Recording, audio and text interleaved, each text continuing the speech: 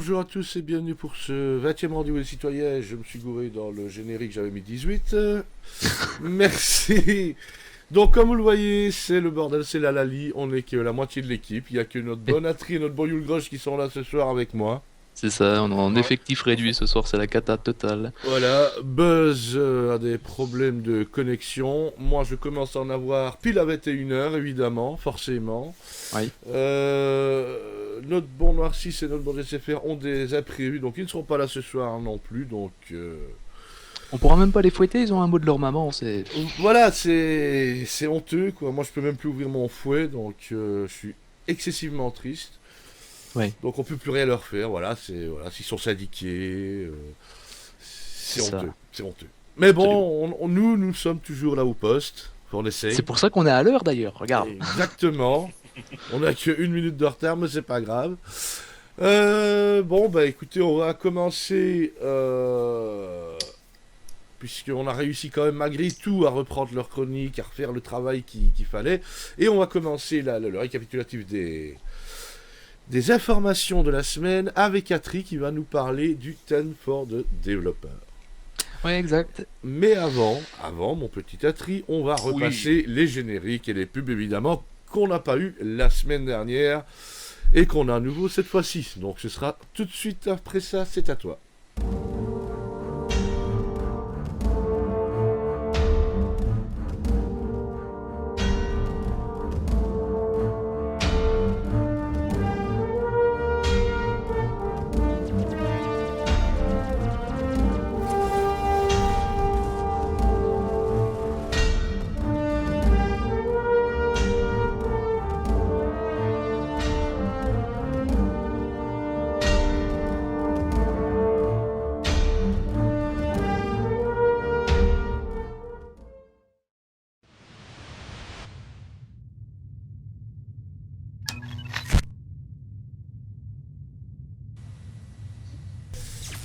Et nous revoici donc avec Atri qui va nous parler du 10 for the Developer. Vas-y ma poule. Alors, dans le 10 for the Developer, alors, les fans du Cartoual vont être heureux, parce que je vais en parler un peu, et plus particulièrement au niveau moteur. Le Cartou, vous avez vu que maintenant c'est devenu un monoplace. Alors, ils ont dit qu'il y aura peut-être des variantes de certains vaisseaux, voire d'autres vaisseaux qui seront équipés de plus d'un siège, un peu comme le Reliant. Pour l'instant, le cartouche, je peux vous dire qu'il est fabriqué par Aopoa, donc une marque alien, la première, et que les thrusters sont disposés de manière à offrir une grande manœuvrabilité, ce qui n'était pas un mystère. Il faut penser que les grands moteurs du Cutlass et probablement du Freelancer, eux, ne vont bouger uniquement que pendant les atterrissages et les décollages, alors que les thrusters qu'il y a sur le Cyan, Mhm. eux vont réagir vraiment en live, ils vont bouger absolument tout le temps pour permettre cette manœuvrabilité donc. Et le Xian possédera deux types de vols. Donc il pourra se refermer pour lui permettre d'atterrir et de se poser, Mhm. ou alors il va s'ouvrir à la manière d'une fleur pour qu'il y ait combat. Mhm. Et c'est une technologie, une fois qu'il sera mis au point, qui sera utilisée comme transition pour l'appliquer sur le Reliant. D'accord. Alors, le Xian Scout est conçu par Aopoa. Mais pour l'instant, ils n'ont pas parlé de mettre d'autres races aliens. Mhm. Ça sera prévu à l'avenir. Mais pour l'instant, il est important pour eux de conserver un aspect réaliste concernant les fabricants aliens. L'objectif, c'est pas juste de créer en fait des nouvelles marques avec un nom lambda. Le but, c'est d'avoir de réelles différences entre chaque constructeur et d'intégrer à l'histoire justement ce constructeur afin d'avoir aussi une intégration qui se fait mécaniquement parlant dans le jeu. Mhm. Alors, ils vont parler aussi un peu des composants. Ils ont dit que pour le moment, ils sont en train de travailler justement sur les composants système après système. Alors, on a déjà pu apercevoir les systèmes de refroidissement et des générateurs, et les systèmes de bouclier aussi. Ça sera les suivants. Alors, le but, c'est de permettre d'accéder à ces composants sur les grands vaisseaux pour les changer, que ce soit en combat ou pas. Le but, ce serait, si vous faites un abordage, de pouvoir accéder à certains éléments du vaisseau, de les retirer Mhm. et de désactiver certaines parties du vaisseau, ce qui causerait divers effets. Par exemple, je sais pas, supprimer le système d'oxygène, si l'équipage n'était pas préparé, ça peut toujours faire un super effet de surprise, etc. Bon, après, en même temps, si vous vous faites attaquer, aborder, je pense que vous allez peut-être mettre des armures ou des trucs comme ça. Oui. Maintenant, ça peut permettre aussi de saboter un vaisseau pendant un combat, faire un Ouais. abordage pour le saboter. Ouais, ouais, ouais, c'est pas mal comme système. Peut-être aussi saboter un vaisseau de course, pourquoi pas, hein, Oui, pourquoi juste pas. avant la course. Ça peut être amusant, oui. Ça peut être marrant. Bah, tu te rappelles la course qu'on a fait juste avec des thrusters? Ouais, c'était cool. Enfin bref, hors sujet terminé. Il sera possible d'améliorer et de changer ses composants aussi pour créer différentes combinaisons dans le futur. Il sera possible bien sûr de les overclocker, ça on en a déjà parlé, et de les régler au-delà de leur spécificité de base. Ce qu'il souhaite ajouter aussi, c'est la possibilité de pouvoir rerouter l'énergie des pièces qu'il y a par exemple à l'arrière du vaisseau vers les pièces qu'il y a à l'avant. Ah ouais. Ça, c'est une grande discussion qu'ils ont en ce moment sur les composants, et c'est aussi un énorme travail. D'ailleurs, à ce sujet-là, les producteurs ne sont pas nécessairement spécialisés dans un aspect du jeu, mais ça les aide d'avoir des bases pour travailler sur ce quoi ils sont confiés en fait. D'accord. Voilà. Alors pour en revenir aux composants, leurs tailles vont être calculées pour être moins gros et plus petits que certaines proportions. Attendez, que certaines proportions basées sur la métrique des vaisseaux où ils seront installés. Bon, ça c'était la version technique. En gros, ils seront interchangeables selon une classe. Admettons, vous avez un radar 1, alors tous les radars 1 iront dans le socket de radar 1, dans l'emplacement de radar 1. Hmm. Bien sûr, un emplacement de radar ne pourra pas accueillir un générateur d'énergie. Cependant, ils ont indiqué que dans certains cas, il serait possible de modifier de plus petits composants par d'autres. J'ai pas plus de détails là-dessus, je peux pas vous dire qu'est-ce qui serait possible de faire ou pas, malheureusement. Ah, mais en fait, ça permet une grosse modularité au niveau des modifications qu'on peut faire au niveau des systèmes et des sous-systèmes, quoi. Exactement, ouais. Ouais, ouais, ouais. Comme quoi, chaque vaisseau, pour chaque personne, sera vraiment, je vais peut-être pas dire unique, mais vraiment personnalisé selon les envies, quoi. Mm, Ils insistent aussi pour dire que chaque nouveau patch est pour eux le moment d'offrir du neuf, etc. et que ça leur met énormément de pression. Mais cependant, ils restent confiants sur ce qu'ils ont à faire à chaque fois et, comme toute équipe, ils s'améliorent à fur et à mesure qu'ils le font. À chaque release aussi, il est important d'indiquer qu'ils font un rééquilibrage, qu'ils apportent toujours des modifications, que ce soit sur la coque, sur les boucliers du vaisseau ou sur tout un tas d'autres choses. mhm. Et qu'à ce niveau, il y a énormément de communication stratégique entre la production et le design pour coordonner les efforts qui permettent ces releases, justement. D'accord. Que ce soit pour la fonctionnalité d'un vaisseau, que les joueurs pourront découvrir et expérimenter, par exemple. Oui. Alors, en ce moment, il y a aussi des discussions pour décider de quoi sera capable un vaisseau en termes d'atterrissage. Les facteurs décisifs étant le rôle du vaisseau, ses fonctionnalités et sa taille. Un grand vaisseau du type Idris ne sera sans doute pas capable d'atterrir sur une planète, par exemple. Les vaisseaux sont actuellement conçus pour être capables de voyage quantum ou se poser sur des planètes. Et tous les vaisseaux moyens et plus gros auront aussi des intérieurs qui seront bien sûr explorables. Et un joueur ou un NPC pourront les visiter et interagir avec les nombreux panneaux et stations qui sont à bord.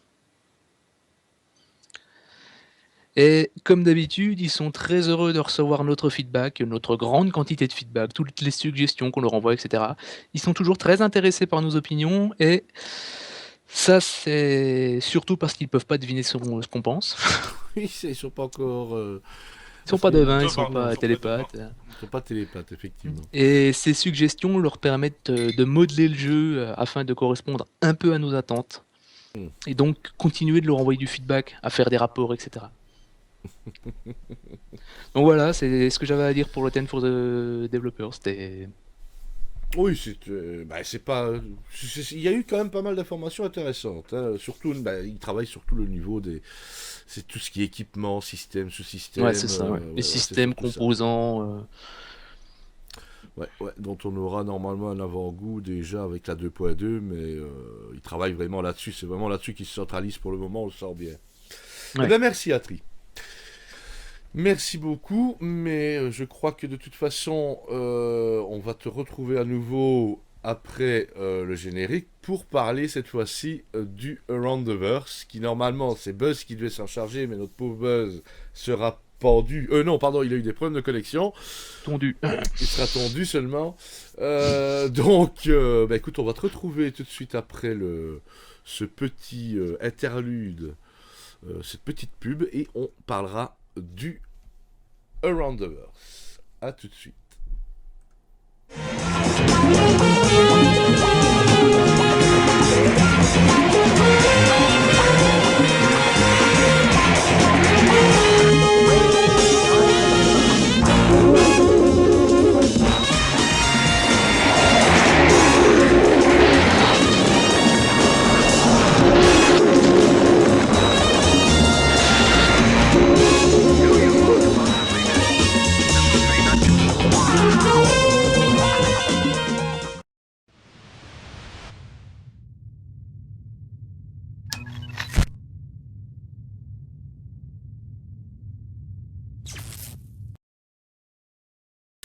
Et nous revoilà. Juste avant de passer au Roundverse, je tiens quand même à rappeler que si vous faites partie, vous qui nous écoutez, si vous faites partie d'une organisation, on est très friand des vidéos d'organisation vous faites une petite pub de 30 secondes quoi, pour votre organisation, vous nous l'envoyez et on la diffusera lors du rendez-vous des citoyens comme on fait avec celle qu'on a pour le moment. Voilà. Maintenant, on va donc passer au Around the Verse avec à nouveau notre bon Atri. C'est moi.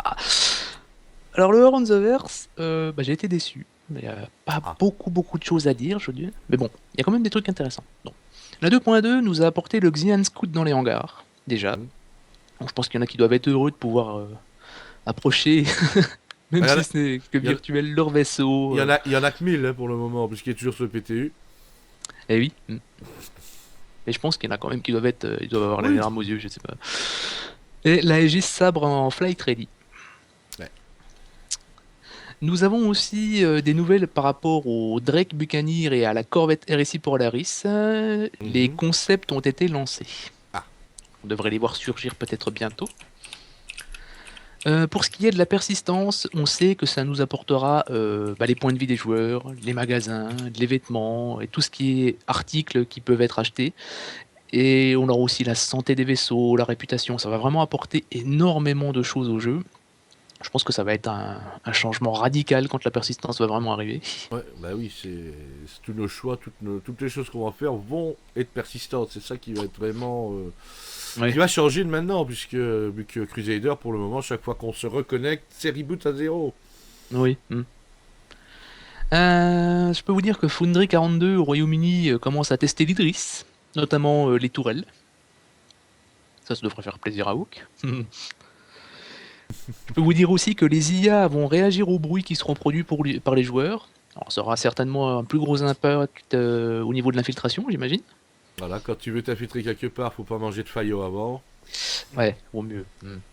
Ni même de là, j'ai envie de te dire. Non plus. Il y a une chasse aux bugs, ça on en est conscient, à Los Angeles et en Allemagne. Allemagne qui d'ailleurs bosse aussi sur le système EVA et la gestion des collisions. On aura une nouvelle zone d'atterrissage qui pour l'instant est en construction pour le PU. Et System Design travaille sur le système de loot et le système d'oxygène. Ah oui. Ouais. Loot, c'est le butin, d'accord, ce que vous récupérez. Et pour le sneak peek, on peut voir le Misk Reliant en face gearbox. Alors quand je parle du bruit, c'est le bruit que vous allez faire quand vous vous déplacez, quoi.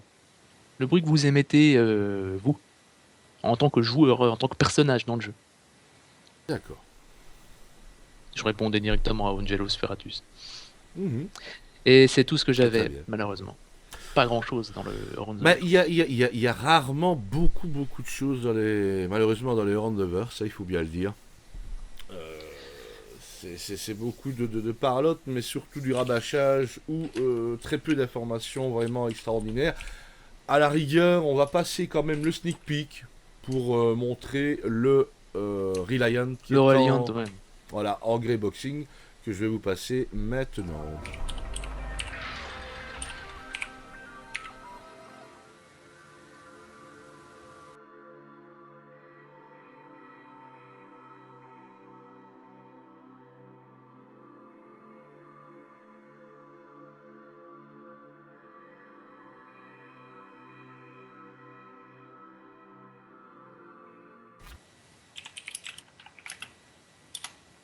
Donc voilà.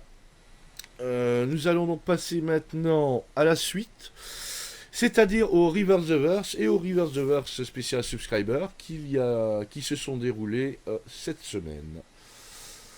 Évidemment, inutile de vous dire qu'on se retrouve tout de suite après ça.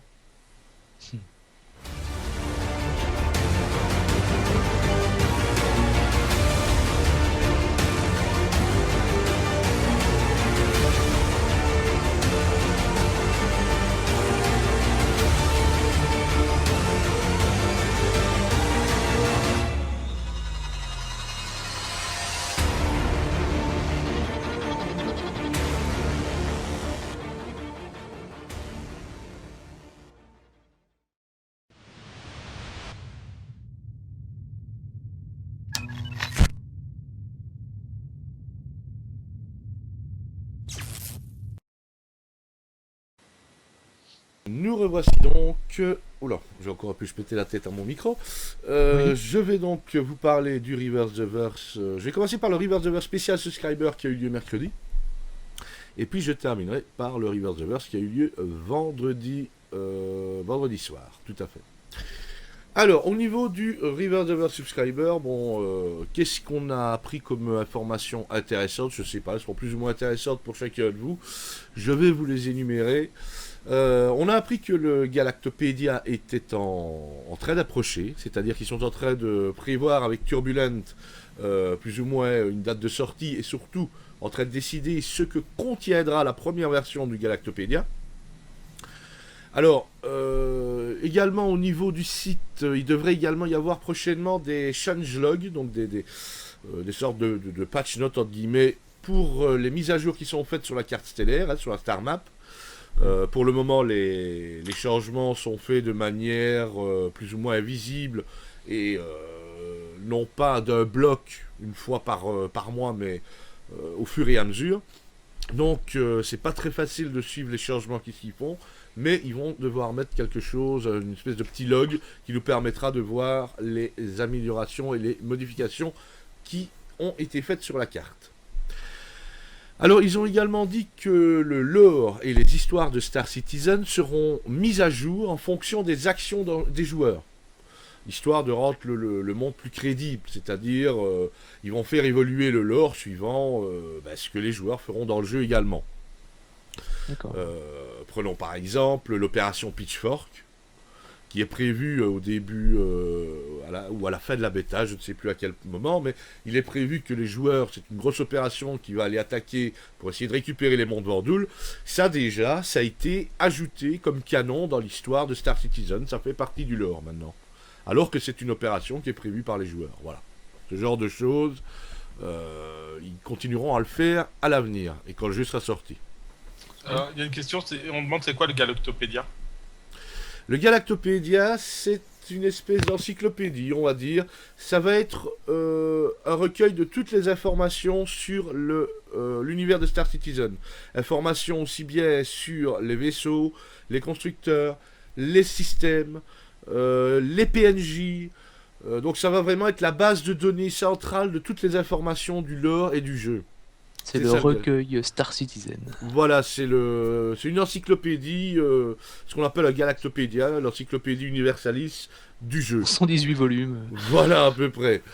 Donc ça devrait arriver prochainement, mais on n'a pas de date. Maintenant, vous savez bien que CIG, prochainement, ça peut être 6 mois, comme ça peut être 3 semaines. Oui. Voilà.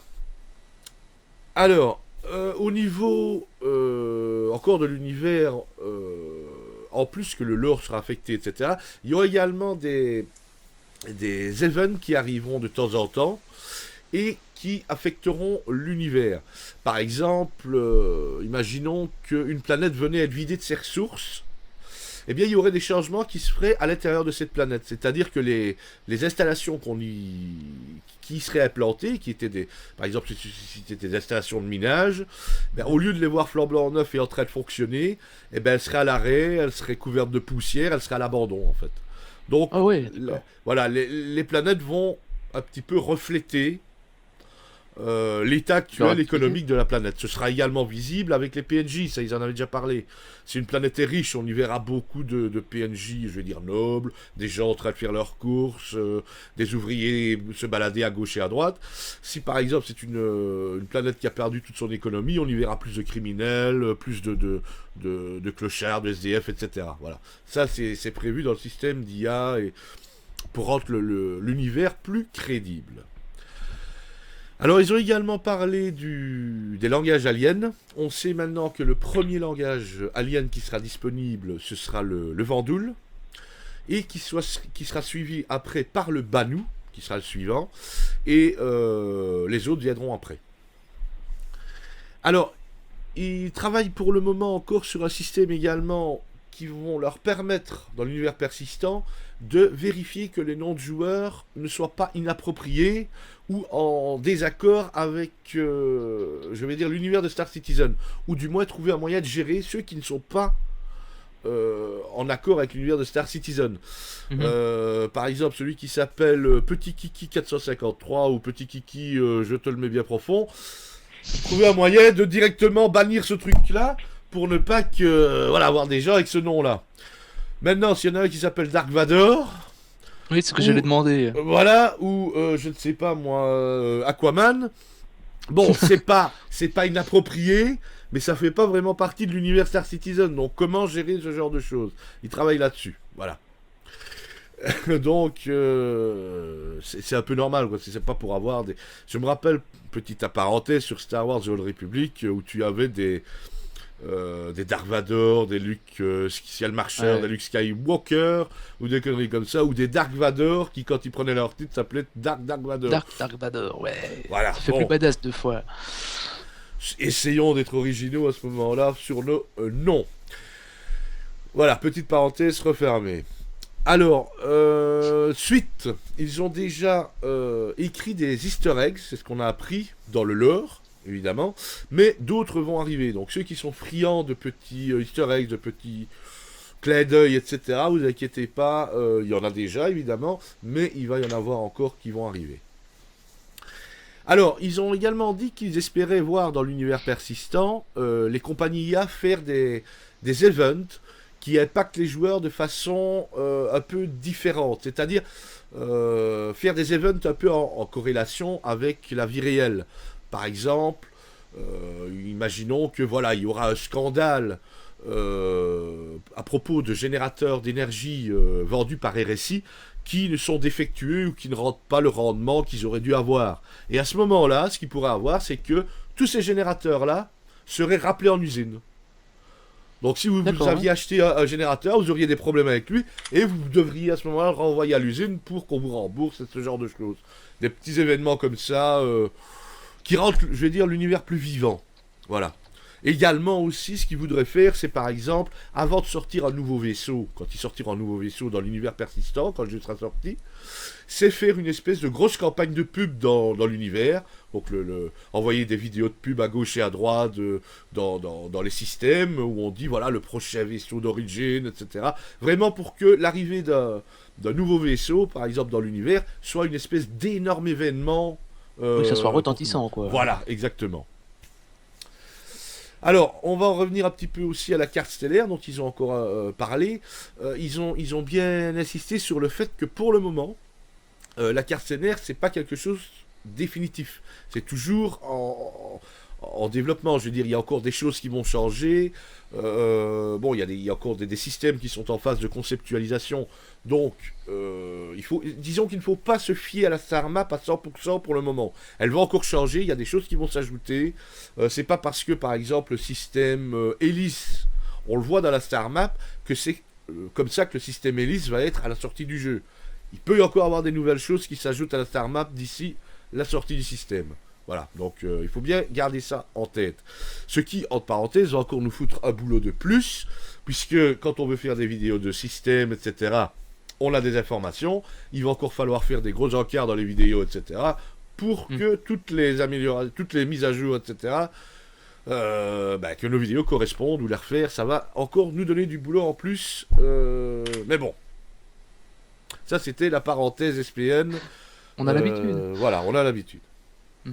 Alors. C'est pas une raison quand même. Oui, c'est vrai, c'est honteux.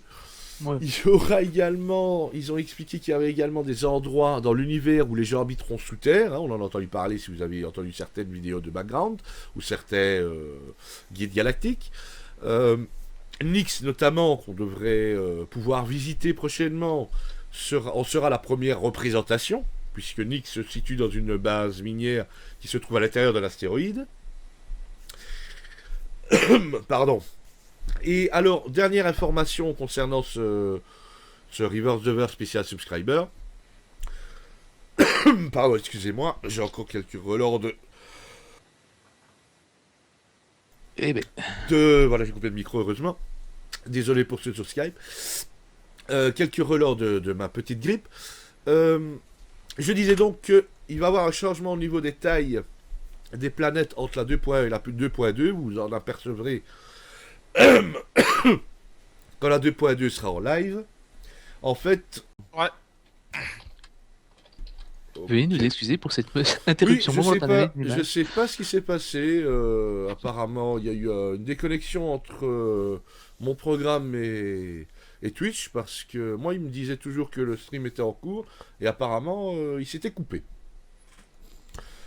Donc, désolé s'il y a eu une coupure. C'était involontaire de notre... je vais dire involontaire de notre volonté, mais non, c'est indépendant de notre volonté, plutôt. Oui. Donc, voilà, j'espère que la pub... je vais quand même relancer la pub, parce que ça aurait été malheureux qu'elle soit coupée. On l'a pas vu. Voilà, je vais la relancer, parce que, bon, on n'avait pas encore diffusé celle-là. Et on se retrouve tout de suite après, donc, pour le... Reverse the Verse.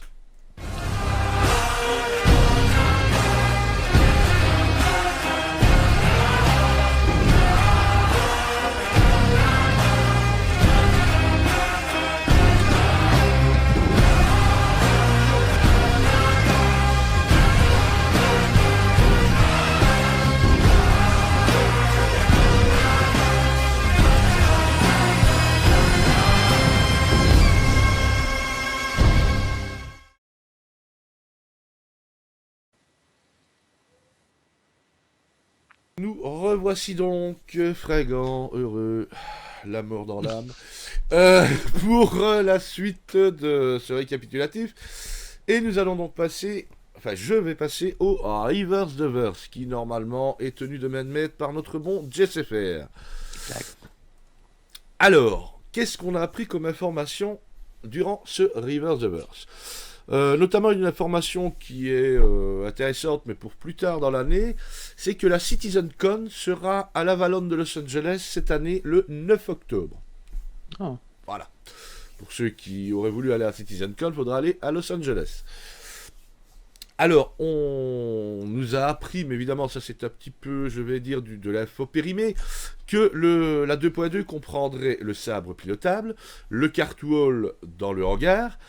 Mais on sait également, et ceux du PTU le savent, peut-être pas ceux qui n'y ont pas accès, que le nouveau système de physique de sortie extravéhiculaire fait également partie de la 2.2, que le système de réputation de Crusader fait partie de la 2.2, que les instances sont agrandies et passent de 16 à 24 joueurs, et qu'une première version très basique d'un lobby, enfin d'un système de groupe, pour rejoindre, est implanté, ainsi que le système de dégâts du Freelancer. Ah. Oui, Atri. Vous la sentez la hype là, hein? Il y a de bonnes choses, notamment le système de réputation qui est assez sympathique, qui permet, si on détruit un vaisseau vide ou qu'on attaque un autre joueur, on monte de niveau en criminalité, entre guillemets, et lorsqu'on est un criminel de niveau sec, là il y a une mission pour tous les autres joueurs qui est de nous dégommer. Et quand un criminel de niveau sec est dégommé, celui qui l'a dégommé gagnera comme récompense un fusil ATT-4, c'est un fusil d'assaut laser, Donc l'équivalent du fusil, de la mitrailleuse balistique qu'on trouve dans Carrea pour le moment. Et le criminel de niveau 7 qui se sera fait désaguer sera en plus éjecté du serveur. Voilà, donc soyez courtois sur Crusader s'il vous plaît. Maintenant, on apprend également que l'intégration du Voice IP, donc du système de Voice IP, aidez-moi, le système vocal intégré, Le VoIP, ouais. voilà, ne sera pas intégré avant au moins la 2.5. Donc ne vous attendez pas à ce système avant la 2.5. Ouais, conserver les vieux outils, TS, Skip, etc. Voilà. De toute façon, ils seront quand même utiles. Oui. Mais, petite information qui va faire plaisir à certains, l'équipe qui bosse sur les interfaces, sur les UI, travaille pour le moment sur la nouvelle holotable. Donc ça, oui. ça va faire plaisir à ceux qui n'arrivent pas à s'en servir. Alors, petite information qu'on a eue concernant les OTA. Ils expliquent que Mad Catz a eu une sale période financière, sans blague. Bah oui, ils ont dû virer beaucoup de monde avec les problèmes de financiers de SciTech, etc.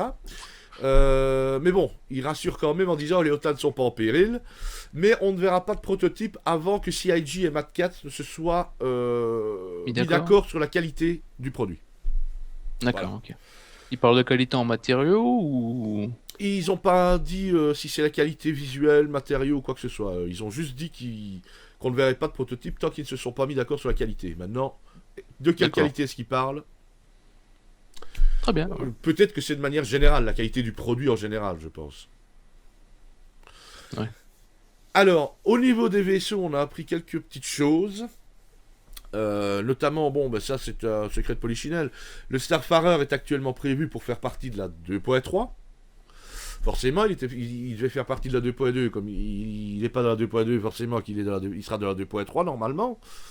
Voire dans la 2.4, on sait jamais. Alors, concernant le Banu Merchantman, il a été mis dans le planning des vaisseaux, mais pour le long terme. Également, c'est la même chose pour le 890 Jump, qui a été repoussé même dans le planning des vaisseaux à long terme. Le Karak, lui, a été mis devant tous les autres vaisseaux du planning à long terme. Donc dans les vaisseaux de planning à long terme, c'est d'abord le Karak sur lequel ils vont s'occuper.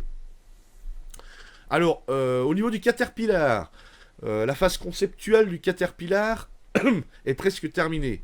Je sais bien qu'ils avaient déjà fini une première fois, mais ils ont rencontré quelques problèmes et afin de les résoudre, ils ont amélioré le concept et ajouté quelques détails. D'accord. Un petit coup d'eau, pardon. Oui, il vaut mieux. Alors, toujours pour les vaisseaux, le Herald a été envoyé à Austin pour le rendre hangar ready.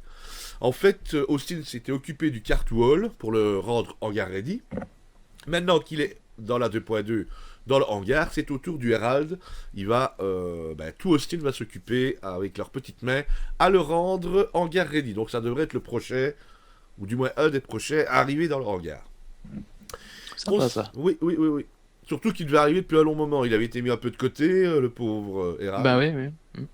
C'est vrai qu'on en a pas beaucoup entendu parler, puis lors des ventes, il était pas très présent en plus, hein, les ventes Non. anniversaires, tout ça. Tout à fait. C'est vrai que c'était un peu l'oublié. Alors, concernant les vaisseaux que sont l'Orion, le Reclaimer et l'Endover, ils sont tous planifiés pour le long terme. Étant donné que ce sont des vaisseaux très spécialisés, avec un gameplay très spécialisé, ils doivent d'abord s'occuper des mécaniques de gameplay, qui sont le minage, la récupération, etc., avant de pouvoir développer les navires eux-mêmes, puisque c'est sur base du gameplay et des mécaniques de gameplay qu'ils vont devoir développer les vaisseaux, évidemment. Alors, je t'interromps une seconde. Est-ce oui. que tu aurais des fois ton menu, les options du son ouvertes quelque part, parce que ça cache une partie du HUL? Oui, c'est exact, je viens de modifier ça. C'est chaque fois que je vous mute, en fait, j'oublie de renlever ça, et je cache une partie du t-shirt de Yule, j'en suis désolé. Et ça, c'est à cause du fait qu'on est si peu nombreux et que vous avez des grandes... vous êtes en grand sur mon Skype, et que, ben voilà, c'est malheureux, mais c'est comme ça. C'est de la faute des Voilà, autres. c'est de la faute des autres. S'ils avaient été là, il n'y aurait pas ce problème. Voilà. Alors, là par contre, je vais faire un petit peu de peine à ceux qui attendaient des informations sur le Redeemer. Il n'y en a pas. Il n'y en a pas. C'est pas bon. Il n'y en a pas. Il n'y a pas d'infos sur le Redeemer, j'en suis désolé. Alors maintenant, concernant toujours les navires, quelques dernières infos, et puis on en aura fini avec le Reverse de Verse. Oui. Ils ont reporté à plus tard cette année les concepts du Prowler. Je vous rappelle que le Prowler, c'est la réplique d'une barge d'abordage. Non, c'est le vaisseau d'abordage Tevaret. D'accord, ok. Autant pour moi. Ils l'ont reporté à plus tard cette année parce qu'ils sont en train en fait de développer, de conceptualiser la race des Tevaret.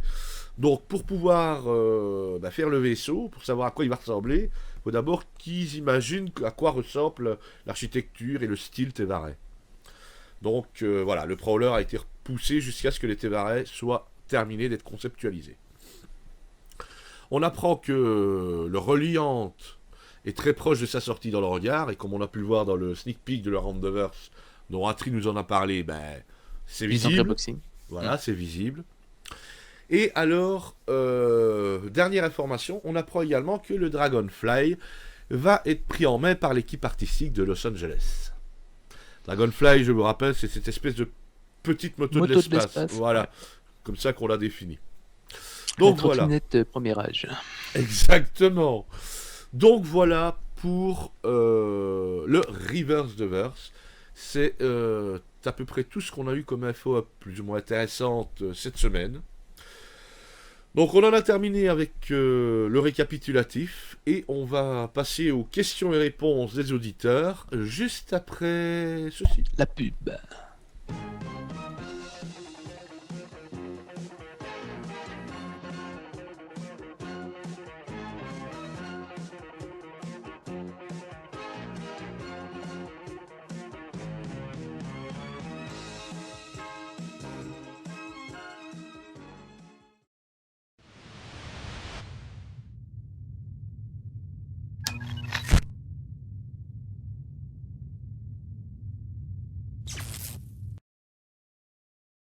De retour, nous revoilà.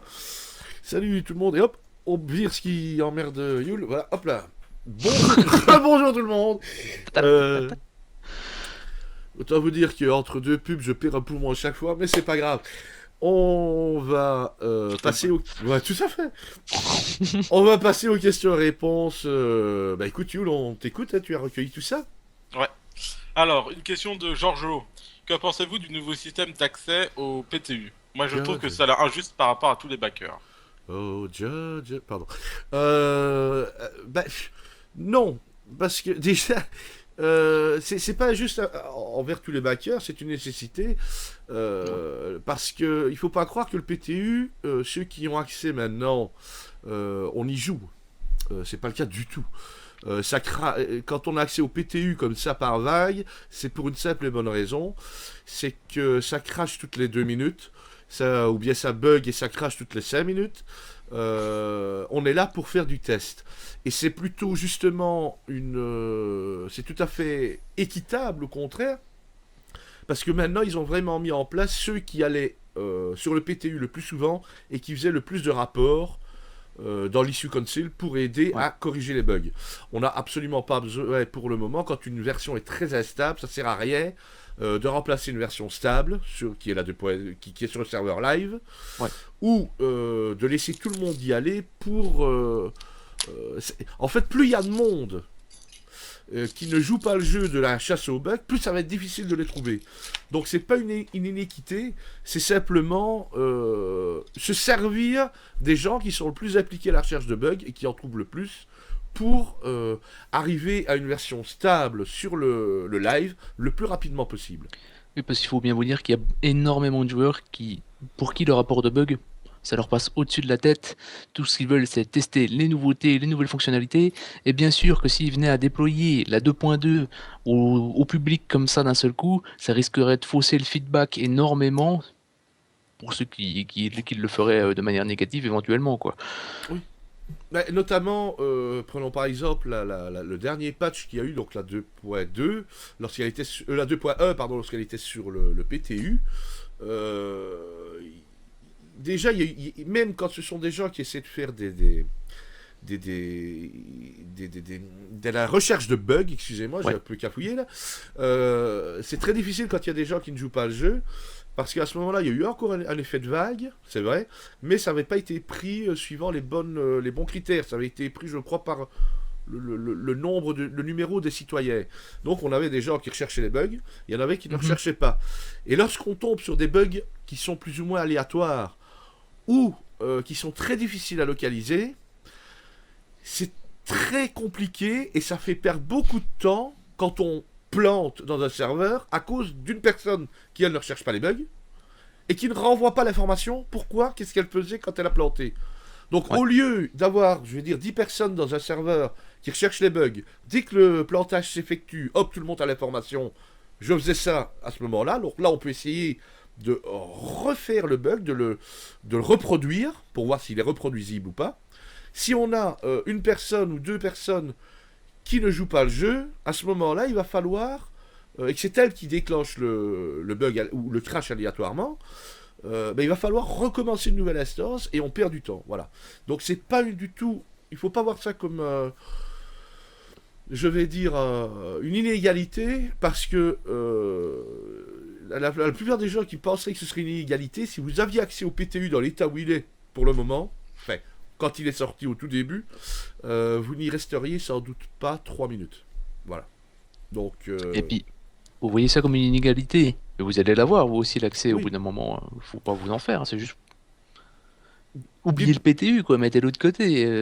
Voilà, c'est tous les serveurs. De toute façon, ça a toujours existé, les PTU, je veux dire, les serveurs test dans les. Serveurs bêta, les serveurs Voilà. triple, les serveurs. Si ce n'est que la plupart du temps, d'habitude, ils sortent seulement quand le jeu est soit en bêta, soit quand le jeu est sorti.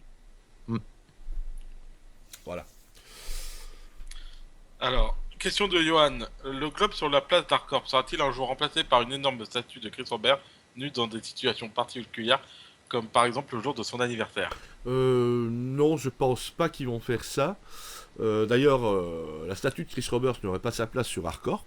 Elle aurait plutôt sa place devant le QG, le quartier général de RSI, Robert Space Industries, puisque dans le lore, c'est lui le président. C'était lui le président fondateur, donc à la rigueur. Et je crois que RSI, si je ne me trompe pas, parce que c'est de mémoire que je dis ça, je pense que le quartier général se trouve sur Terra. Cette question était quand même curieusement dirigée. Nu le jour de son anniversaire. Il y en a qui ont des idées bizarres sur le chat, un petit peu. Oui, mais il y en a qui voudraient faire leur affaire à Noir 6, il y en a qui veulent faire leur affaire. Oui, c'est Chris vrai. Robert, la sexualité est libérée dans cet univers. Et dans cette communauté. Question de Black Tiger. Qu'en est-il de la refonte des séries des Hornets? De la série des Hornets. Normalement, le Hornet fait partie des prochains vaisseaux qui vont être, pas refondus, mais améliorés. Il y aura le Hornet, l'Aurora, et je pense... je sais même plus quel est le troisième vaisseau. C'était pas le 300i, c'était un autre, je ne saurais plus dire. Mais ils vont être dans les prochains, une fois que le Cutlass sera terminé d'être fondu, parce qu'il n'est pas encore terminé, on n'a pas encore la nouvelle version. Les prochains, les Hornets feront partie des prochains. D'accord. Alors, question de Gérander. Un système d'info RP est-il envisageable? Exemple, un joueur me vise avec le Mobiglass et il a la possibilité de voir mon BG que j'aurais tapé, bien évidemment. Qu'il aurait tapé auparavant. Oui, ça fera partie du dossier de citoyen de chacun. Aïe, aïe, aïe. Maintenant, c'est pas un BG qu'on aura tapé préalablement. C'est-à-dire qu'on va avoir le BG... Vous m'entendez? Ah, on a perdu le... On a perdu la connexion Skype. Ouais, elle est revenue. Elle est revenue. J'attends que vous reveniez avec vos beaux visages. Voilà. C'est fantastique ce soir, c'est Oui, la gloire. entre toute la Twitch, splendeur. entre Twitch et Skype, c'est effrayant. Vous avez entendu ou pas alors, du coup? Moi, je suis là. Est-ce que vous nous entendez convenablement? RIP. Apparemment, il n'y a plus. Si. Si, on a dû Parce revenir, qu'il je y a pense. les 30 secondes. Il y a les 30 Ah oui, secondes, c'est vrai. Donc, voilà. Où est-ce que j'en étais maintenant? Je ne sais même plus. Il y a la question. Bon, je la repose. Oui, repose-la. Question, Oui. question de Geranders. Un système d'info RP est-il envisageable? Oui, Exemple, voilà. un joueur vise avec un mobile glace, est-il possible de voir mon BG que j'aurais tapé, bien évidemment que Tout j'aurais à tapé. fait. Je pense pas qu'il y aura de BG qu'on peut taper comme ça. Non. Par contre, on aura notre propre background qui sera, je vais dire, rédigé suivant nos actions dans l'univers. Étant donné que les PNJ sont uniques, etc., on peut être le seul et unique joueur à avoir tué un certain pirate, ce genre de choses. On aura une sorte de petit dossier citoyen à nous. Mais je pense pas. Maintenant, je peux me tromper. Là, c'est du conditionnel. C'est vraiment une. Ça vient pas des devs ou quoi, c'est moi qui dis. Je pense pas qu'on puisse vraiment écrire notre BG à nous de manière complexe parce que il faudrait à ce moment-là un système de contrôle que les gens n'écrivent pas n'importe quoi. Ah oui, Ouais. oui, c'est vrai, ouais. C'est pas faux. Parce que s'ils commencent à mettre dans le BG à la place des pubs vers des sites ou raconter une histoire érotique ou des conneries comme ça, ou Oui, des ou qu'il y a insultes. l'incarnation d'une divinité, je sais pas quoi. Oui, par exemple, je suis l'incarnation de Morgoth du troisième cercle. Voilà. Non, faut arrêter, quoi. S'ils Voilà. comptent surveiller les noms des personnages, je suis pas sûr qu'ils puissent permettre à n'importe qui de mettre n'importe quoi non plus en description. Ça m'étonnerait. Voilà. Maintenant, je dis, il y aura un fichier de citoyen où on aura marqué les gros événements que notre personnage aura fait dans l'univers persistant, également ce que les autres personnages, si le personnage principal meurt, nos réputations auprès d'autres joueurs après certains boulots, etc. Donc il y aura un côté RP avec une sorte de background qui se fera de manière en guillemets dynamique, j'ai envie de dire, suivant nos actions. Maintenant, pour le fait de écrire son propre background visible comme ça, je sais pas. Est-ce qu'ils le permettront sans contrôle ou est-ce qu'il faudra un contrôle? J'en sais rien. Il n'y a pas encore eu de confirmation à ce sujet-là. D'accord. Une question de Sky7up. Le Galactopédia sera-t-il consultable in-game? Tout ce qui est pour le moment sur le site et qui sera par la suite sur le site sera consultable in-game. C'est relié. C'est relié. Un coup de Mobiglass? Oui, le Galactopédia sera dans le Mobiglass. Effectivement. Il me Et semble en plus que j'ai parlé c'était lors du rendez-vous 18, je crois que normalement l'une des récompenses était un Mobiglass avec des informations supplémentaires sur le lore de Star Citizen. Exactement. En fait, le Mobiglass, le Galactopédia du Mobiglass il va fonctionner de cette façon aussi. C'est-à-dire que vous n'aurez pas d'informations au départ sur le système, et quand vous entrez pour la première fois dans un système, hop, ça va débloquer dans votre Galactopédia, c'est un peu comme un codex, l'entrée et les informations de ce système que vous pourrez consulter. Ce dont tu as parlé, Atri, c'est que certains bakers, qui ont backé le jeu avant certains paliers, auront déjà dans le Galactopédia toutes les informations sur le système qu'on a déjà présentées pendant le développement. Ça ne veut pas dire qu'on aura des infos sur les systèmes qui sont pas encore découverts ou ce genre de choses. Référencé, oui, etc. Voilà. Ouais. Disons que c'est un peu comme si on s'était déjà baladé dans tout l'univers connu. Voilà, tout simplement. D'accord. Mais voilà, c'est via le Mobiglass que le Galactopédia sera consultable en jeu. Question de Black Tiger. Concernant l'opération Pitchfork, l'UE va-t-elle poursuivre les participants? Annulation des assurances, suppression de la citoyenneté. L'opération Pitchfork n'est pas, je vais dire, officiellement soutenue par l'armée. L'armée ne soutient pas ça, c'est juste une opération par les civils. Le problème avec l'opération Pitchfork, c'est étant donné qu'ils vont dans les systèmes Vordoul, les assurances ne fonctionneront pas, à part l'assurance de COG bien sûr. Mais toutes les autres assurances ne fonctionneront pas. Donc ceux qui y vont, s'ils y vont avec de la marchandise, avec des pièces détachées ou avec des équipements un peu plus, je vais dire, un peu mieux que ce qui est de base, ben, ils les perdront corps et biais s'ils sont détruits. Voilà. Donc non, il n'y aura pas de soutien des assurances pour l'opération Pitchfork. C'est juste une grosse opération kamikaze. D'accord. Question de Surit. Les noms seront uniques ou est-ce que plusieurs joueurs peuvent partager le même nom? Ça, je pense que c'est une bonne question. Oui, normalement, les noms des personnages ne devraient pas être uniques. dans le sens où ce sont nos handles, donc notre nom de compte, qui lui sera unique et auquel les noms de personnages seront liés. Mais les noms de personnages, comme les noms de navires, par exemple, on pourra avoir 10 Enterprise, 10 Label Pool, 10 Richelieu, etc. qui se baladeront. Et je pense qu'au niveau des noms, je pense pas qu'il y aura de noms uniques. En tout cas, ils en ont pas parlé. Dans le principe, oui. Dans le principe, on pourrait comparer ça à Star Trek Online. On a un identifiant qui est notre compte. Après, vous pouvez tous vous appeler Jean-Luc Picard et avoir l'USS Enterprise. Ça gêne rien du tout, quoi. Voilà. Maintenant, à voir s'ils mettront peut-être en place un système pour que chacun ait un nom unique. Mais vu qu'ils veulent quand même coller, je vais dire, une certaine logique dans l'univers, c'est à voir. C'est possible. C'est possible.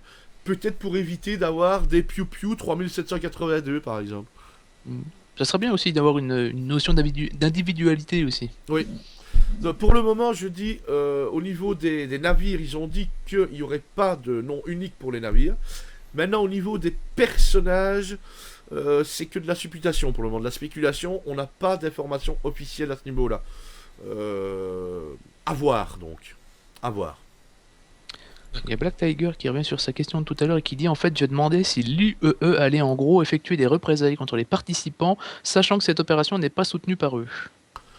Il n'est pas prévu que l'UE fasse de représailles. Elle va pas faire de représailles envers ses citoyens parce que ils font cette action-là contre les Vandouls, puisque de toute façon l'UE, même si c'est pas officiellement, du moins de son côté, est en guerre contre les Vandouls. Non, l'UE, je ne pense pas, devrait pas avoir de représailles. Et en tout cas, c'est dans les deux sens. C'est-à-dire, elle ne devrait pas faire de représailles. Et en plus, elle ne devrait pas non plus apporter son soutien. C'est-à-dire que les joueurs seront rendus à eux-mêmes. Ouais. Ok. Question de Johan. Pardon. Pour la 2.3, il paraît que Chris Roberts aurait une grosse surprise à nous dévoiler et à notre avis, quelle est-elle? Pour la 2.3 ? Ouais. On n'en sait rien. Étant donné qu'ils ne disent pas quelle est la surprise, on ne saurait pas le deviner. Qu'est-ce que ça pourrait être? La persistance, peut-être. Ce serait bien. Ah oui. T'as vu qu'ils en parlent beaucoup quand même ces derniers temps. Oui, si c'est la persistance, ce serait génial. Moi, j'espère que ce sera ça. Mais quoi d'autre? Est-ce que ce sera un nouveau vaisseau ou... On ne sait pas. On n'a vraiment pas... Moi, j'ai pas d'idée.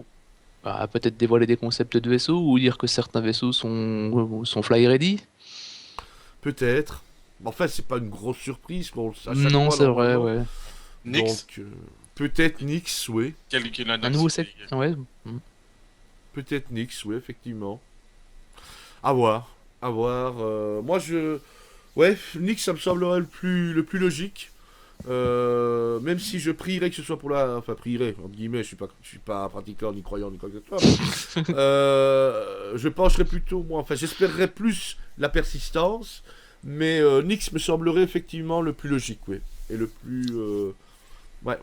C'est le meilleur candidat. Loué soit Chris Roberts. Voilà. Angelo Serratu qui pose une question. Connaît-on déjà tous les vaisseaux? Si oui, est-il prévu par RSI de garder des vaisseaux qui ne seront disponibles et connus que vers la sortie du jeu? On ne connaît pas encore tous les vaisseaux. Il y en a encore plein qui sont aussi bien extraterrestres que humains. Il y en a encore plein qui n'ont pas encore été dévoilés. Il y en a encore quelques-uns en tout cas qui n'ont pas été dévoilés. On sait également qu'il y aura des vaisseaux comme le F8 qui ne seront disponibles qu'au PNJ au début. Mais oui, il y a des vaisseaux qu'on ne sait rien encore pour le moment. C'est pareil, regarde, tout à l'heure je le disais, le Cartoual, il est fabriqué par Aopoa et c'est la première marque alien. Et ils ont dit que dans le futur, il y en aurait certainement d'autres. Donc on n'a pas fini de voir des nouveaux vaisseaux à mon avis. Ah non. Il va y avoir d'autres vaisseaux. Ils avaient dit en plus que lors des vaisseaux, ils voulaient un petit peu élargir, même au niveau humain, élargir le nombre de constructeurs pour pouvoir faire des vaisseaux avec des caractéristiques et un caractère un peu différent, quoi. Mais oui, il y a des vaisseaux il y a beaucoup de choses qui nous cachent. Rien qu'au niveau des capital ships, à part l'Idris et le Javelin sur lequel ils travaillent pour le moment, il y en a encore plein qui doivent arriver. Hein. Il y a le Pegasus, le porte-vaisseau d'escorte, il y a le croiseur lourd, il y a le... Pas le Buccaneer, C'est pas un vaisseau capital, Oui, c'est pas un vaisseau Buccaneer. capital, oui, mais je veux dire, c'est Oui. encore des vaisseaux Il y supplémentaires. a encore le dont on a Buccaneer, même pas d'image. effectivement, le Dragonfly, etc. Et d'autres vaisseaux dont ils nous ont pas encore parlé. Ils l'ont dit. Donc, Exact. oui, il y aura des vaisseaux. Et il y en aura d'autres certainement qui arriveront après la sortie du jeu. Mais voilà. Mais oui, d'ici la sortie du jeu, on va encore avoir de nouveaux types de vaisseaux. Peut-être un vaisseau en forme d'araignée argentée, si tu vois la référence. Oui, peut-être le. Oui. Oui. Bah, il y a déjà, en ce style-là, il y a déjà l'araignée de minage, là, l'espèce de gros drone de minage. La grosse machine de minage qui ressemble à une araignée. Ouais. La question de Nitra Teag. De la même manière que le Retaliator est un vaisseau construit autour d'une soute à torpille, aurons-nous des vaisseaux construits autour d'un énorme canon Gauss ou laser, comme un vaisseau capital qui n'a pas un pont d'envol mais un unique canon à la place. Le Retaliator n'est pas un vaisseau qui est construit autour de soute à torpille. C'est simplement un bombardier stratégique, un torpilleur lourd. C'est tout. Maintenant, un vaisseau construit autour d'un énorme canon Gauss, etc., ce sera impossible à faire. Il n'aura jamais assez d'énergie pour alimenter le canon. Il est absolument hors de question d'avoir un vaisseau de la taille d'un chasseur qui peut détruire un vaisseau capital. Faut pas rêver. On n'est pas dans Gundam. Voilà, voilà exactement. Donc des vaisseaux autour de peut-être une arme spéciale ou un truc comme ça un peu plus puissante que d'autres, c'est possible. Mais un vaisseau autour d'un énorme railgun, faut pas rêver quoi. Brancher la prise sur le soleil le plus proche et puis. Voilà, il y aura pas de railgun avec des réacteurs, hein, faut pas, non. Ça serait marrant comme concept. Oui. Question. Si, mais à un niveau énorme. On peut dire si effectivement que le Rétribution, le fameux Dreadnought de l'UE, qui fait 3 km, on peut dire que c'est un vaisseau qui est construit autour d'un énorme railgun. Mais voilà, quand on voit la taille du monstre, c'est une arme spatiale, quoi. Oui, il y a plusieurs usines derrière qui fabriquent l'énergie, quoi. Oui, c'est des générateurs monstrueux dessus, enfin, c'est un monstre. Hein. Il y a un tuyau qui le relie à la planète la plus proche, vous savez, Voilà, bon, Jess qui commence à foutre la merde sur le chat, on le voit, hein. Ouais, Les Vandouls sont-ils hermaphrodites? T'étais pas occupé, toi, hein? Oui. Donc, voilà. Question de Le Hibou. Vu que Miss possède déjà 3 vaisseaux prêts, la série Hull sera prochainement modélisée ou non? Ça n'a aucun rapport, le fait que, je veux dire, qu'un constructeur ait déjà autant de vaisseaux, ça n'a aucun rapport. C'est suivant les besoins, les priorités, Squadron 42, le développement du PU, les mécaniques de gameplay. Maintenant, effectivement, la série Hull pourrait arriver prochainement, enfin prochainement entre guillemets, hein, prenez prochainement entre guillemets, soon, comme on dit, vu que la première mécanique de gameplay qui devrait arriver serait le transport de cargaison. Et comme les Hull sont des vaisseaux cargo dans le sens strict du terme, ce serait pas impossible qu'ils arrivent dans un futur plus ou moins proche. Voilà. D'accord. Question de... Mesmerize. Est-ce que CIJ compte faire un nerf sur le Super Hornet avec 5 canons balistiques? Absolument pas. Je ne vois pas pourquoi il ferait un nerf avec 5 canons balistiques ou quoi. Déjà, c'est pas le vaisseau qui devrait subir un nerf s'il y a un problème à ce moment-là. Beaucoup de monde confondent le problème pour le moment avec... Il y en a qui disent que la balistique est supérieure. Oui, sans doute. Ça vient sans doute d'un problème d'équilibrage entre les armes. Le Hornet n'est absolument pas nerfé. Du moins au niveau de ses armes, parce que je vous rappelle que normalement il devrait avoir 4 paires d'armes, c'est-à-dire 8 canons. Il en a déjà perdu 2 depuis le début du développement, pour une question d'équilibrage.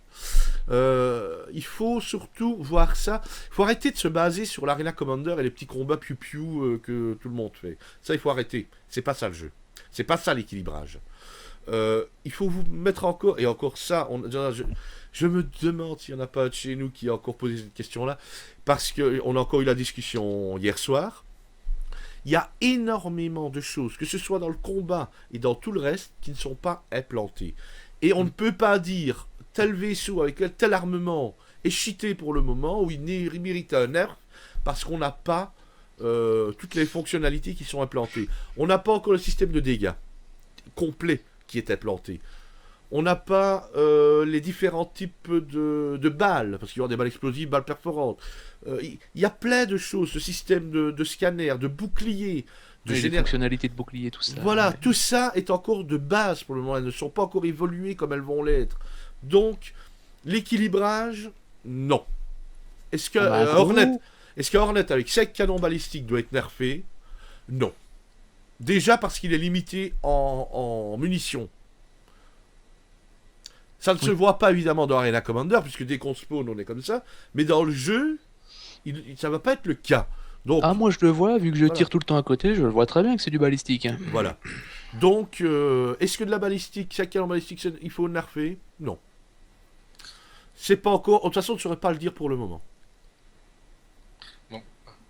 Black Tiger, une question de Black Tiger. Vu les accidents non volontaires avec le buggy, dans Mhm. Hardcorp, y aura-t-il un permis pour le conduire? Non Bah, volontaire. Oui, bah déjà, ils les ont mis sous clôture, hein, les buggy sur Hardcorp.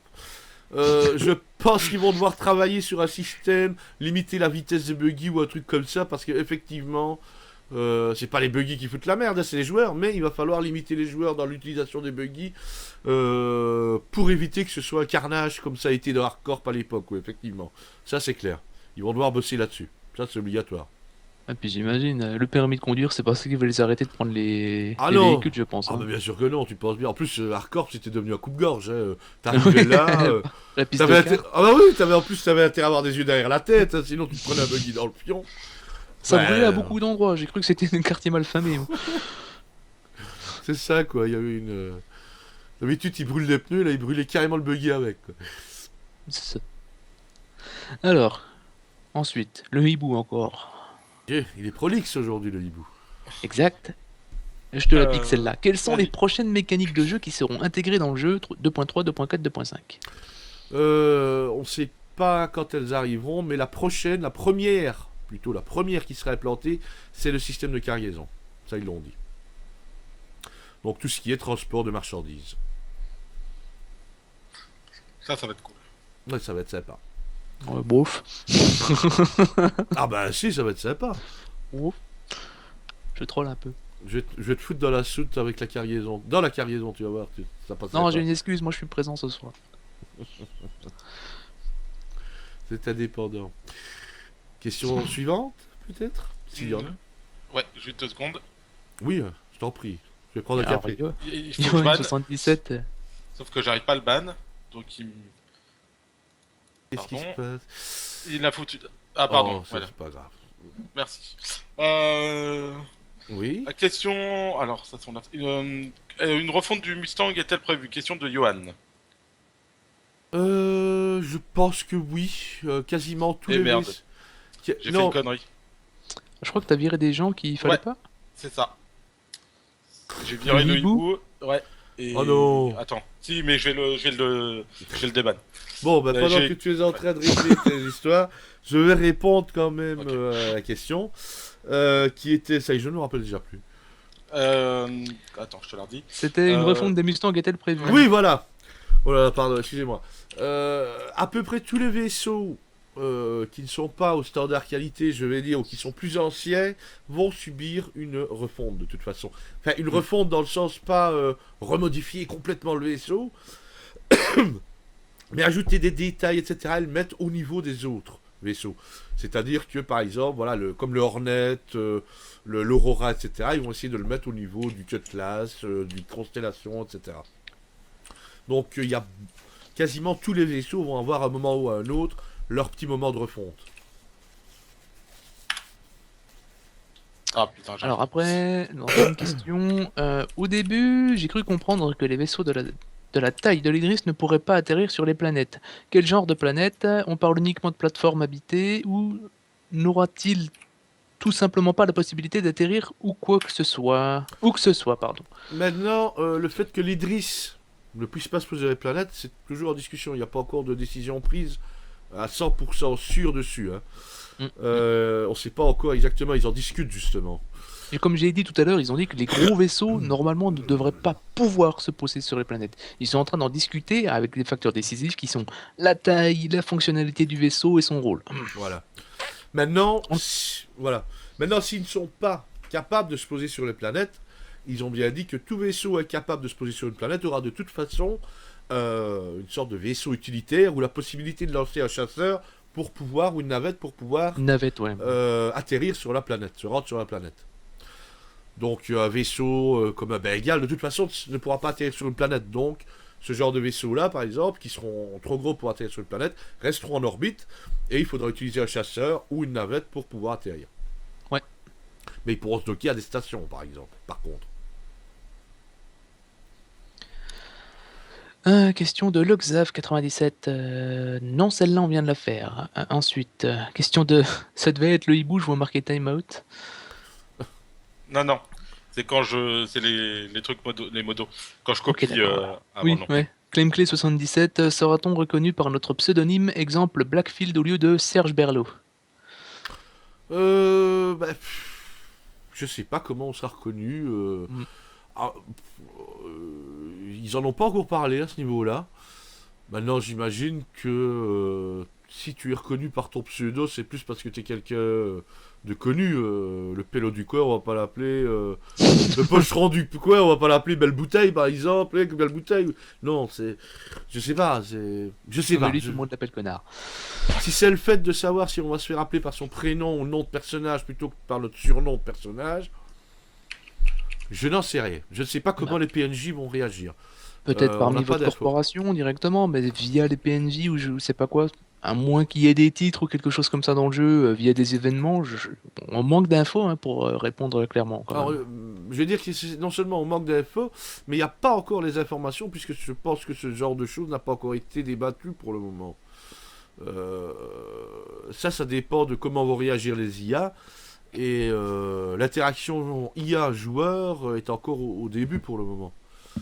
Il n'y a pas encore quelque chose de bien solide. Ils y travaillent pour Squadron 42 notamment. Mais Oui. Avec y a- Oldman. voilà. Maintenant, il y a de fortes chances que je sais pas. On n'a pas Ah, d'infos. On n'a pas d'infos, donc je ne vais pas commencer à me lancer à nouveau dans une supputation. Question de Giorgio. Une fois les persistances mises en place, est-ce que le jour de la sortie officielle, tout sera remis à zéro? Enfin, du moins, c'est pas prévu pour le moment. C'est-à-dire que normalement, on aura des remises à zéro pendant l'alpha de l'univers persistant. Je rappelle que pour le moment, c'est pas encore le cas. On n'est pas encore en alpha, on est toujours en pré-alpha. Le Crusader n'est pas l'univers persistant, c'est un proto-univers, c'est-à-dire un univers de test. Pendant la bêta, on aura certainement peut-être un ou deux reboots, mais à la fin de la bêta, il n'y aura pas De Wipe Server. il n'y aura pas de wipe server pour la release. C'est-à-dire que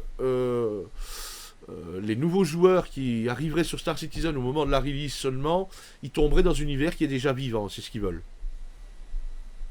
Donc voilà, il faut pas faire n'importe quoi. On pourra faire n'importe quoi pendant l'alpha. Pendant la bêta, à la fin, il faudra faire gaffe parce que on sera déjà dans le jeu. Question de Le Hibou. Fera-t-on un jour un freelancer de la taille d'un Starfarer avec un cargo interne? Un freelancer avec la taille d'un Starfarer avec Un vaisseau, cargo ouais. interne. Oui, je veux dire une espèce de vaisseau de transport un peu comme les hulls, les gros hulls, mais au lieu d'être en externe, les cargos qui soient dans une soute interne. C'est pas prévu pour le moment dans le sens où on n'a pas d'informations, mais pourquoi pas? Pourquoi pas? En tout cas, on n'a pas d'informations sur un tel vaisseau pour le moment. Le plus gros vaisseau avec une soute interne, je vais dire qu'il fait plus ou moins la taille d'un Starfarer, c'est le Banu Merchantman. Oui. Voilà. À part ce vaisseau-là, j'en vois pas d'autres et j'ai pas d'informations, on n'a pas encore eu d'informations sur d'autres types de vaisseaux, mais c'est pas impossible. Voilà. Tout ce que je peux te dire. D'accord. Alors, question de Guimauve, 1, 2, 3, Salut à 4. toi. Comment pourra-t-on rallonger notre assurance? Est-ce qu'on la perd à in-game et avec quel moyen de paiement? Alors, l'assurance, on la paye in-game, bien sûr, Avec les crédits. avec les crédits du jeu. Maintenant, il ne faut pas oublier qu'il y a plusieurs types d'assurance. Il y a l'assurance de coque, qui sera la moins chère de toutes, qui assurera uniquement la coque de votre vaisseau, c'est-à-dire votre vaisseau de base sorti d'usine, et qui vous assure d'avoir un nouveau vaisseau rendu s'il est détruit. Maintenant encore, on ne sait pas, hein, puisque on peut le recevoir un nouveau vaisseau immédiatement, comme il faudra peut-être attendre 2 semaines, 3 semaines, voire un mois, suivant les stocks disponibles dans l'univers. À côté de ça, il y a deux autres assurances qui, elles, peuvent être impactées sur la zone où on se rend, et qui peuvent même être annulées si on est en zone Vendoule ou en zone très très criminelle. C'est l'assurance de cargaison, donc qui assure ce qu'on a pris comme cargaison dans notre vaisseau, À hauteur de la valeur. à hauteur de la valeur, voilà, Mhm. la valeur d'achat. Ouais. Et ensuite, l'assurance d'équipement et d'amélioration qui va comprendre toutes les améliorations, toutes les nouvelles pièces d'équipement, toutes les nouvelles armes, tous les nouveaux générateurs, etc. qu'on équipera sur notre vaisseau en remplacement des équipements qu'il avait de base en usine. Voilà. Voilà les 3 assurances qui existent et elles seront toutes bien sûr uniquement payables en crédit du jeu. Et in-game, bien sûr. Oui. Et Il in-game, n'y aura bien pas sûr. de paiement via carte bleue par téléphone. Pas je sais de, pas quoi. d'argent pas de paiement avec de l'argent réel. Voilà. Une question qui nous a été posée, auquel on a répondu avec Yule. Est-ce que tu as accès au PTU? Voilà. Le PTU 2.2, hein, bien sûr. 2.2.0.e pour le moment. Quel détail. 0E, pardon, pas de .e. Question de Jacques So. Oui. Sera-t-il possible de voir s'afficher sur nos vaisseaux, vaisseaux ou armures, le logo de notre organisation sous forme d'écusson, un peu comme dans Arma? Sur chaque vaisseau, il y aura ce qu'ils appellent des décales, des emplacements de décales, où on pourra avoir affiché des logos, donc que ce soit une image d'un blason ou le nom également du vaisseau sera avec un système de décale. Par contre, au niveau de dire, je me suis un peu emballé vite, c'est-à-dire pouvoir mettre le logo de notre propre corpo, je pense que oui. Dans le sens où elles sont déjà filtrées via le site de RSI. Ah oui, d'accord. Voilà. Par contre, pouvoir mettre une image personnelle, là j'étends un peu la question, c'est pas certain, parce qu'il faudrait qu'ils mettent en place à ce moment-là un système De stockage. non seulement Pour de les stockage, images qui permettraient de les renvoyer vers le jeu et puis de les diffuser à tout le monde. ça, oui, tout à fait, mais aussi un système de vérification. Parce que... Ah oui, oui. ben oui. Si c'est pour commencer à mettre des photos de gonzesse à poil partout, des photos de Saturn, ça va pas passer. Ça va pas passer. Merde. Mais le logo d'organisation, oui, on aura celui certainement qui est dans notre page d'organisation sur le site, puisqu'il est en lien avec le jeu. Donc c'est prévu. Il y aura des décales possibles. Oui, tout à fait. Ok. Question de Johan. Pourra-t-on garder un... Papy, Ouais, un Papy papy- Boington. Papy Boington.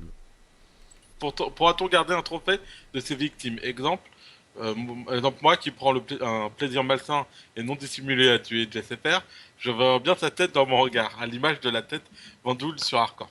Quelle bonne idée. Oh, il y aura certainement le moyen de faire ce genre de choses. Peut-être pas la tête d'un joueur humain, ce serait quand même glauque. Petite oreille de Vendoule, non? Surtout la tête de Jazz, je ne conseille à personne d'avoir la tête de Jazz dans son regard. Mais Après, il la voit tous les samedis soirs, ils sont habitués. maintenant. c'est vrai qu'ils ont parlé qu'il y aura certainement des systèmes de récompense, etc. Maintenant, qu'est-ce que ce sera? À quelles seront les limites de ce système-là? On n'en sait rien encore. Mais oui, ça peut être sympathique.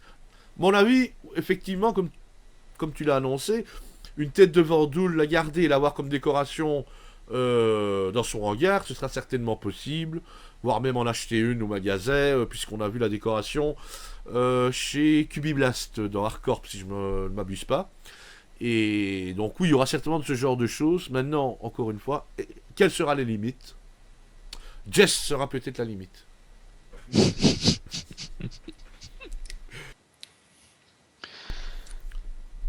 Et une autre Allez. question peut-être?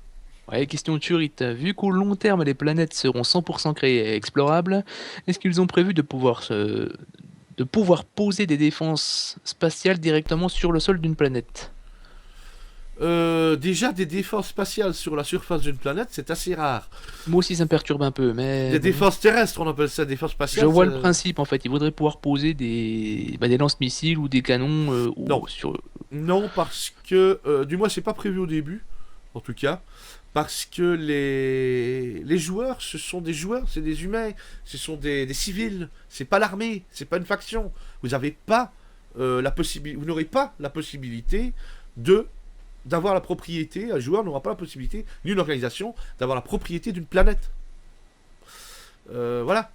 Maintenant, peut-être, si on peut par la suite faire je vais dire des espèces de petites bases sur des planètes, etc. Peut-être qu'il y aura possibilité, mais c'est pas prévu pour maintenant. Et si c'est prévu, c'est pour le très long terme. Très très long terme. Alors, The Mesmerize demande: j'ai vu beaucoup de discours sur le sabre. Certains disent que ce sera un vrai chasseur furtif et d'autres disent que c'est juste un chasseur un peu plus discret que les autres. Qu'est-ce qu'il en est vraiment? Qu'est-ce qui a C'est un posé cette chasseur question-là? furtif. Mesmerize. Non, c'est pas chasseur furtif. Pas comment... Enfin, furtif, Non. si, il est quand même beaucoup plus discret. Bon, Il d'accord. a une certaine furtivité parce que Oui. sa coque est construite d'une certaine manière, c'est-à-dire que il a un profil très fin et il a une coque qui est construite de façon à avoir peu d'angles, etc. Donc, il a une certaine furtivité au niveau de la signature du châssis. Oui, voilà. Il emporte aussi des composants, etc., qui lui permettent d'avoir encore une signature encore plus réduite, on est d'accord? Oui, mais c'est pas un chasseur furtif. Ah bon? Ah non, non, non, non. Ah non, attention. J'ai vécu dans le mensonge, alors. Les composants. Mais oui, mais il y en a beaucoup qui ont fait l'erreur. Les composants qu'il a, c'est pas des composants faits pour la furtivité. C'est un chasseur. Oui. Le sabre est un chasseur. C'est pas un vaisseau furtif. Il a simplement un peu plus de furtivité qu'un autre, que le Ghost, par exemple, qui est pas non plus un chasseur furtif, qui est un un Hornet modifié pour être pour être furtif, ce qui est très différent, parce qu'à ce moment-là, tu sais, même un bus, tu peux le rendre furtif. Si tu- Oui, oui. Ah si tu mets les bons composants dessus. Si tu mets la bonne plaque une corvette, elle est furtive aussi, une corvette, ou une frégate, ça peut être furtif, mais à un certain niveau. Ce que les gens, j'ai l'impression, ont mal compris, c'est le niveau de la furtivité. Il sera jamais possible, par exemple, de s'approcher d'un vaisseau mer ou de vaisseau à 1 kilomètre en restant furtif. Ce sera impossible. Oui, d'accord, oui. Ça, Si. oui, ça j'en étais conscient. Ouais. Si, en coupant toute l'énergie, en se laissant dériver. Mais ça, n'importe quel vaisseau peut le faire. La seule chose qui va se passer avec un vaisseau un peu plus furtif, c'est que, au lieu de se faire détecter à 30 km, il va se faire détecter à 10. C'est Oui, tout. voilà, moi c'est comme ça que je le comprenais. Après, la furtivité, on est d'accord que c'est pas une furtivité de disparition totale des radars. Non plus, ou... non plus. Non, mais ce que je veux dire, c'est que c'est pas un vaisseau qui est fait pour la furtivité. Il peut être furtif. Il est plus furtif qu'un autre type d'appareil de par sa conception, de par son profil, mais c'est pas un vaisseau furtif. C'est pas un vaisseau fait pour la furtivité. Mhm. Il n'a pas été construit pour ça. Ok. Il y aura, si un vaisseau qui serait construit pour la furtivité serait beaucoup plus furtif que le sabre. Voilà. C'est Ok. ça qu'il faut se dire. Maintenant, il pourra être. C'est un vaisseau qui a les capacités de l'être et il pourra devenir assez furtif si on lui rajoute les composants nécessaires. Mais là, c'est pas un vaisseau furtif. D'ailleurs, ça n'a jamais été vendu comme un vaisseau furtif. Ils ont dit qu'il a un côté ninja, c'est-à-dire que il sera moins vite repéré, c'est tout. Mais c'est un chasseur. En fait, si vous... le sabre a été mis là pour un peu faire le lien entre le Gladius et le Hornet. C'est-à-dire, il est au milieu, c'est le chasseur moyen. Le Hornet, maintenant, le chasseur lourd. Le Gladius, le sabre, c'est le chasseur moyen. Le Gladius, c'est le chasseur léger. Ouais. D'ailleurs, j'ai lu sur le chat tout à l'heure, apparemment Ben a encore confirmé que c'était pas un vaisseau furtif sur le forum. Ah bah comme ça, moi. Double confirmation. Mais c'est vrai qu'ils n'ont pas été... Apparemment, il y a eu des incompréhensions lors de comme la façon dont ils ont communiqué. Par exemple, quand Ben a comparé le sabre au F-117, c'était pas pour son côté furtif qu'il le comparait, mais au fait que le sabre... Non, au fait que le sabre n'a pas ses missiles à l'extérieur, mais dans une soute interne. Oui, Comme oui, le oui. F-117.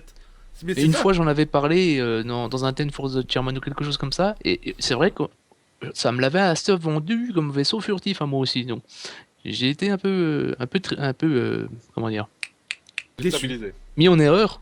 Mhm. Et il y en a beaucoup qui ont été mis en erreur. Il y en a beaucoup. Il y a encore eu une discussion sur le TS là-dessus hier soir. Ah bah voilà. Mais c'est pas un vaisseau furtif, c'est un vaisseau qui a une capacité plus furtive que les autres de par sa conception. Comme C'est un par vaisseau exemple, discret. voilà, comme par exemple un deltaplane, c'est pas un vaisseau furtif. C'est pas, Oui, c'est pas un vaisseau furtif un deltaplane, mais il a une signature très faible au radar, voilà. Mais qui a la possibilité d'être encore plus furtif et d'être amélioré. Par exemple, un deltaplane, c'est pas un vaisseau furtif, s'il veut être plus furtif, ben la nuit tu le perds en noir, voilà. Même chose. Ouais, ouais. Voilà, c'est ce. Oui, c'est c'est ça. discret. Voilà. C'est sournois. C'est tapinois. C'est tapinois. Alors, question de Doc House. RSI prévoit-il un système de notes d'excuses à imprimer ou à télécharger pour les employeurs et les épouses? Non, c'est pas prévu, mais ce serait une bonne chose de leur demander ce genre de choses. Ouais. Je crois que ça va être très nécessaire. Si vous voulez, je vous en ferai un. Ça sera génial. C'est une très bonne idée. Bon, on pourrait peut-être aussi qu'ils offrent des listes de services d'avocats pour les cas de divorce aussi. Ouais, bon. ou de babysitter. Oui, aussi. À moitié prix. Comme ça, Dans ce cas-là, choisissez un avocat qui joue à Star Citizen aussi. Vous saurez tout gagner. Voilà, exactement. Comme ça, vous pourrez directement faire les réunions in-game. Mm. Bah, le mieux, c'est de tomber sur une épouse qui joue avec vous, hein, mais bon, c'est pas évident, hein, ça. qui est très compréhensible. S'il y en a qui ont réussi à offrir un pledge à la Saint-Valentin et que ça a marché, bravo. Exactement. Voilà. Remariez-la encore une fois. Engagez-vous, qu'ils disent. Engagez-vous. Question suivante. Question de Mortibus. Comment fera-t-on pour vider la cuve de matière fécale de l'Idris si on ne peut pas se poser sur une planète? Devra-t-on utiliser un Starfarer? Bah écoute, en principe, je dis en principe, si c'est comme les avions de ligne, ta matière fécale, elle est directement lâchée Oui, par-dessus tu largues. bord quand tu l'as Ouais. fait. Hein. Ouais. Avec le C'est produit très- bleu qui tâche. Donc imagine-toi quand tu regardes un avion de ligne comme ça passer au-dessus de ta tête. Oui. Splat. Eh Non, oui. parce que normalement, Non mais c'est que dans éparpillé. des hein. zones. Non, et en plus, je crois que c'est dans des zones justement où. Au-dessus de la mer. Ah oui, les passagers, l'équipage, je crois bien qu'ils s'en foutent complètement, ils vont où ils veulent, hein, quand ils veulent. Hein. Ah bah oui, oui. Alors, question de Giorgio. De nouvelles news sur le système procédural depuis la vidéo pupille. Non, tout ce qu'on sait, c'est que c'est Foundry 42 Allemagne, Francfort, qui y travaille et qui continue à y travailler, mais on n'a plus de nouvelles concrètes dessus, spécifiques. Plus de visuels en tout cas. Et la prochaine question de Jérémy89 Hydra. Pourrons-nous intégrer l'armée et monter en grade? Non. Non. Uniquement dans la campagne solo. Voilà. Voilà, et dans les futurs add-ons pour la campagne solo. Sinon, dans l'univers persistant, on ne peut pas rejoindre l'armée, ni l'advocacy, ni aucune charge publique ou gouvernementale. Imaginez un peu ce que ce serait, vous seriez vachement contraint. C'est-à-dire que vous devriez être connecté 24 heures sur 24, rester dans un vaisseau, la plupart du temps sans rien faire, et seulement partir en patrouille aux endroits où on vous le dit, quand on vous le dit, au moment où on vous le dit, avec le vaisseau qu'on vous donne. C'est pas top hein, comme C'est gameplay. méchamment restrictif comme gameplay. Ouais. Voilà, pour un jeu monde ouvert, univers persistant. Donc voilà, la réponse c'est non. Mais on pourra travailler pour ces organisations en tant que freelance. Mais jamais en tant que membre de l'armée. Ce sera possible de faire des milices aussi, non? Nous sommes suivis par François Hollande, c'est impressionnant. Vraiment? Oui, François Hollande vient de rejoindre le Twitch, c'est effrayant. Oula. Oui. Putain, il y en a. Nous avons Flamby avec nous. Je suis pas français. Donc voilà. Question. Vous n'avez plus de questions, bah écoutez, on va en terminer là. On va en rester là sur cet épisode du Rendez-vous des citoyens, sur ce 20e épisode. Merci à tous de nous avoir suivis encore une fois ce soir. J'espère qu'on a pu répondre à vos questions comme vous le souhaitiez. J'espère que vous serez encore, et comme toujours, présents la semaine prochaine avec nous. N'oubliez pas de suivre la chaîne si vous ne l'avez pas fait, de mettre un petit pouce vert à la rediffusion du lundi. Ça permet quand même de nous mettre un peu plus visible sur YouTube, hein, et ça permettrait peut-être à des gens qui ne nous connaissent pas de nous connaître et de découvrir, et ça leur plairait peut-être. N'oubliez pas, si vous voulez aussi, vous pouvez venir sur notre forum, sur le site, pour poser vos questions, voire même sur notre TS pour venir poser vos questions. On y répondra toujours avec grand plaisir. N'hésitez pas aussi à aller voir nos partenaires, hein, l'UH Radio, le son des étoiles, qui passe de la musique, qui fait des podcasts exactement. Il y a évidemment le site de la Trap Team qui traduit toutes les informations que vous pouvez lire sur les différents sites.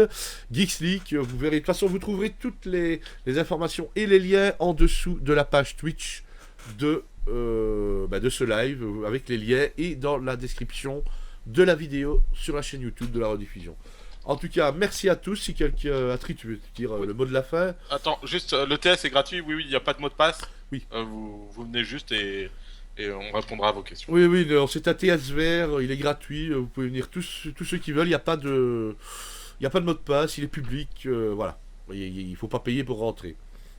Tout est gratuit chez nous, même nous on est gratuit, on est bénévole, donc voilà. C'est ça. Donc voilà, je sais pas si tu voulais encore parler de quelque chose, parce que j'oublie souvent des choses, moi, en fin d'émission. Bah écoute, je pense que tu as bien fait le tour, hein. Tu as parlé du site, tu as parlé de la chaîne YouTube, tu as parlé du forum, tu as parlé du TS, tu as parlé du prochain rendez-vous qui aura samedi, bien sûr. Voilà. Et une dernière chose, c'est vrai, team. j'oubliais Oui. la Star Map sur Google. Ceux qui ne sont pas encore inscrits sur la Star Map, vous pouvez trouver également le lien en dessous. Ça permet de référencer, je veux dire, toute la communauté francophone de Star Citizen, savoir où vous trouvez, pour pouvoir vous contacter lors de peut-être futurs IRL qui se mettront en place avec la communauté. C'est pour plus tard, mais voilà, n'hésitez pas à aller sur le site de la Star Map pour vous y inscrire. Voilà. Et je dirais aussi que pour tous ceux qui sont en manque de SPN 8 ou de vidéos sur le lore, etc., ne vous en faites pas, il y a plein de choses qui sont prévues, il y a plein de belles choses qui vont arriver aussi. On est toujours en train d'essayer de vous faire du nouveau contenu pour vous apporter cette dose qui vous manque chaque semaine. Et on sera heureux de vous revoir au rendez-vous des citoyens numéro 21, samedi prochain. Voilà. Et bien sur ces belles paroles, on vous dit tous à la semaine prochaine, et cette fois-ci, on sera au complet, j'espère. Il y a intérêt. Allez, salut tout le monde, bonne soirée.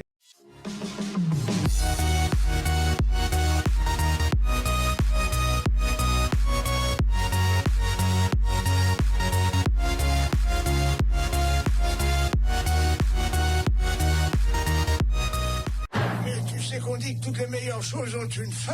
Oui, mais ici, la fin, c'est la meilleure chose.